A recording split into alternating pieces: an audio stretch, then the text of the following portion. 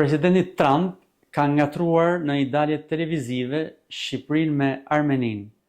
Gafën e ka ricikluar media e majt në Amerikë, kritike me Trump, por edhe komedianët e shfaqjeve të orëve të vona në Amerikë si Seth Meyers, Jon Stewart e tjerë. Trump keeps confusing Albania with Armenia because they both start with A, and no one on his staff is correcting him. And even when he gets it right, his story of how he solved the conflict sounds less than believable.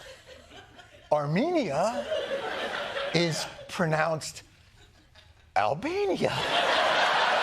Një gjë normale kjo, sepse është puna e komedianëve të ironizojnë politikën. Në rolin e komedianit është futur edhe kryeministri i Shqipërisë Edi Rama gjatë një samiti evropian në Copenhagen.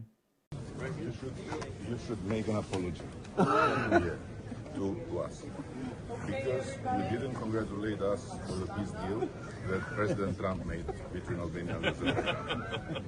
I'm sorry for that. Yeah. So, and you worked very hard. You worked very hard. We had 500.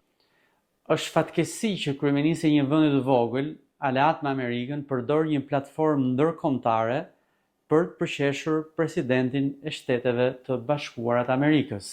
Me krerë shtetësh që nuk krahasohen as nga rëndësia gjeopolitike, por as nga afërsia historike që Shqipëria ka me Shtetet e Bashkuara të Amerikës. Të shash mikun në sy të botës është një gjë që shqiptari nuk e ka pas zakon dhe as tradit. Të jesh kryeministër dhe ta shndrosh veten në komedian është krejt e pa vend dhe e pa takt. Ka ndodhur zakonisht e kundërta.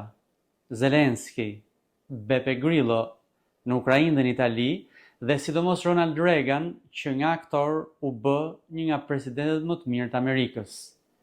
Ky udhtim në kat kundërt i Edi Ramës, kryeministri që kërkon të bëjë batutaxhiun, është një shaka më vete e historisë së Shqipërisë.